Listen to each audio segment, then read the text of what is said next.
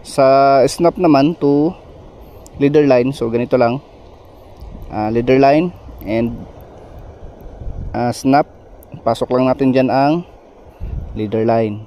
So yan, tapos ipitin to, ipit and mag-ikot ng 5 beses. 1, 2, 3, 4, 5, and yung inipit mo yan, may circle yan, pasok lang natin yan,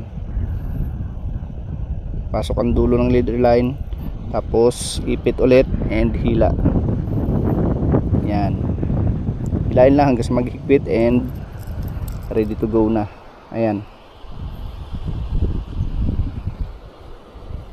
madali lang at pwede ka nang maghagis ulit.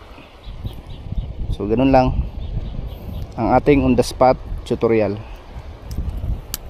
At meron rin akong huli, ayan kanina, lapu-lapu and kanuping, good size, may pang ihaw mamaya. Balik tayo, hagis tayo.